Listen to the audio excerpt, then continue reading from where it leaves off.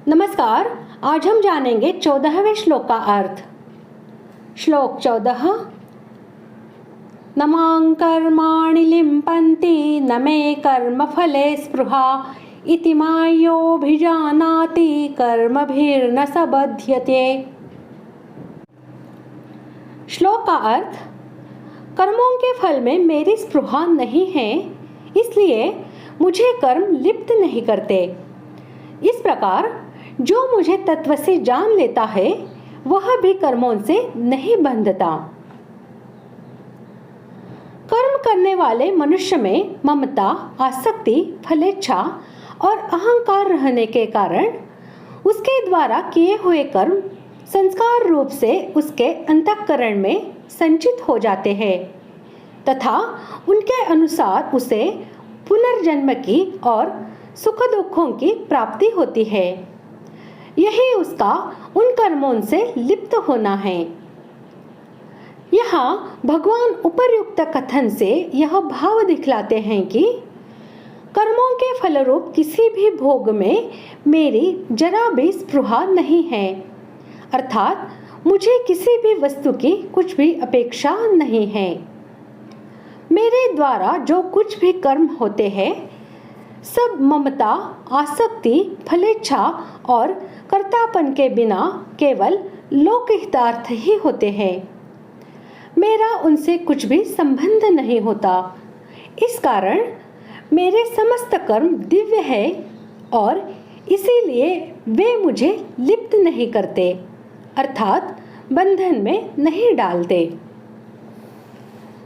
उपर्युक्त वर्णन के अनुसार जो यह समझ लेना है कि विश्व रचनादि समस्त कर्म करते हुए भी भगवान वास्तव में अकर्ता ही हैं, उन कर्मों से उनका कुछ भी संबंध नहीं है, उनके कर्मों में विषमता लेश मात्र भी नहीं है, कर्म फल में उनकी किंचन मात्र भी आसक्ति, ममता या कामना नहीं है, इसलिए उनको वे कर्म बंधन में नहीं डाल सकते। यही भगवान को उपर्युक्त प्रकार से तत्वतः जानना है और इस प्रकार भगवान के कर्मों का रहस्य यथार्थ रूप से समझ लेने वाले महात्मा के कर्म भी भगवान की ही भांति ममता, आसक्ति, फलेच्छा और अहंकार के बिना केवल लोक संग्रह के लिए ही होते हैं, इसीलिए वह भी कर्मों से नहीं बंधता। इसलिए यह समझना चाहिए कि जिन मनुष्यों की कर्मों में और उनके फलों में कामना, ममता तथा आसक्ति है, वे वस्तुतः भगवान के कर्मों की दिव्यता को जानते ही नहीं। मनुष्य में जब कामनाएं उत्पन्न होती है तब उसकी दृष्टि उत्पत्ति विनाशशील पदार्थों पर रहती है। उत्पत्ति विनाशशील पदार्थों पर दृष्टि रहने से वह नित्य भगवान को तत्व से नहीं जान सकता, पर कामनाओं के मिटने से जब अंतःकरण शुद्ध हो जाता है तब भगवान की ओर स्वतः दृष्टि जाती है।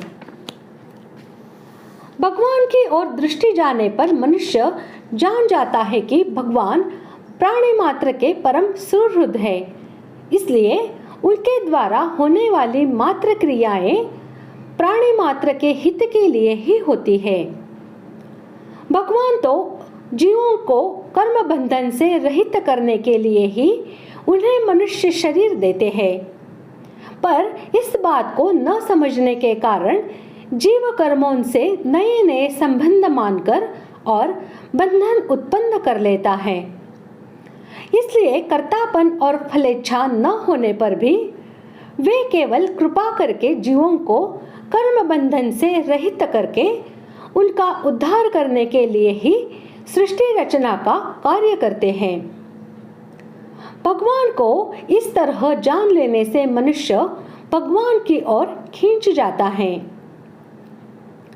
भगवान के कर्म तो दिव्य है ही, संत महात्माओं के कर्म भी दिव्य हो जाते हैं। वास्तव में संत महात्मा ही नहीं, मनुष्य मात्र अपने कर्मों को दिव्य बना सकता है। जब कर्मों में मलिनता होती है तब वे कर्म बांधने वाले हो जाते हैं। जब मलिनता के दूर हो जाने पर कर्म दिव्य हो जाते हैं तब वे उसे नहीं बांधते। इतना ही नहीं, वे कर्म उस कर्ता को और दूसरों को भी मुक्त करने वाले हो जाते हैं। अपने कर्मों को दिव्य बनाने का सरल उपाय है संसार से मिली हुई वस्तुओं को अपने और अपने लिए न मानकर संसार की सेवा में लगा देना। इस प्रकार आज हमने 14वें श्लोक का अर्थ जान लिया है। अगले भाग में जानते हैं 15वें श्लोक का अर्थ। धन्यवाद।